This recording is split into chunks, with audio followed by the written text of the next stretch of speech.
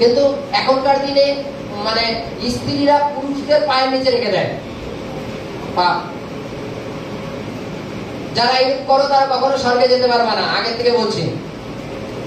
যেমন উদাহরণস্বরূপ এখন যে অধ্যায়টা বের করলাম হিতোপদেশ 31:10, এখানে লেখা আছে কিছু গুণবতী স্ত্রী। হালেলুয়া। গুণবতী স্ত্রীর বর্ণনা। একজন গুণবতী স্ত্রীর মধ্যে কি কি গুণ থাকা প্রয়োজন? হালেলুয়া। একজন গুণবতী মহিলা, তার মধ্যে কি কি গুণ থাকা প্রয়োজন? হালেলুয়া। এখানে লেখা আছে গুণবতী স্ত্রী কে পাইতে পারে?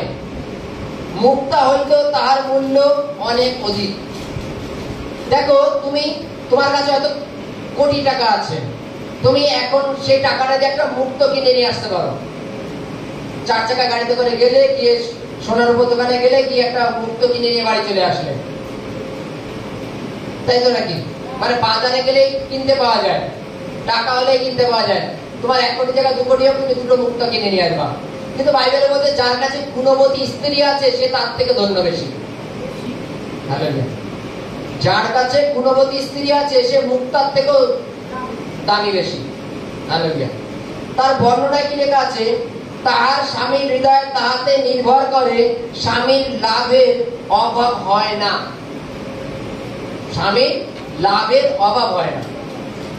কিছু কিছু পরিবারে দেখবা, মানে আমি কাউকে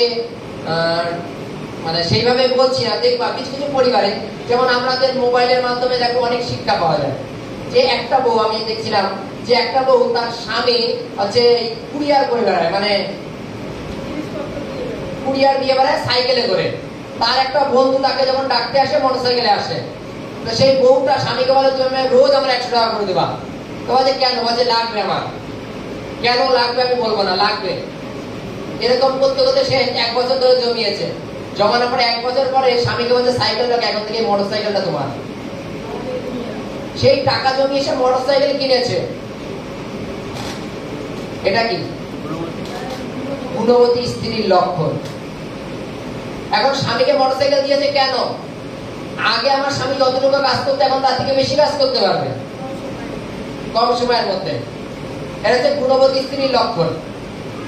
মনে করো দিল্লি, বোম্বে, কলকাতার যে সমস্ত শহর, ওই সমস্ত মনে করো এভেলেবেল শহর, যে মানে গ্যাসে ছাড়া রান্না হয় না। কিন্তু আমাদের শহরে যদি দেখি, লোকাল যে সমস্ত আছে, এই লোকাল শহরে তো বোঝা যায় যে কে গুণবতী আর কে গুণবতী না। কেউ কি করে? বুদ্ধিমান লোক 20 টাকার জ্বালানি কেনে, কাঠ পাতা কেনে, 1 মাস ধরে 2 মাস ধরে রান্না করে। আর কেউ গ্যাস ছাড়া আমি পারবই না, গ্যাস নেই, খাওয়া বন্ধ।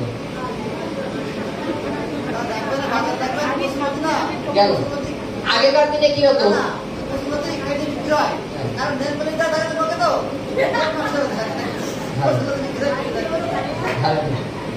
আগেকার দিনে কি হতো? মানে আগেকার বলতে আজকে মনে করো 10-20 বছর আগের ঘটনা বলি।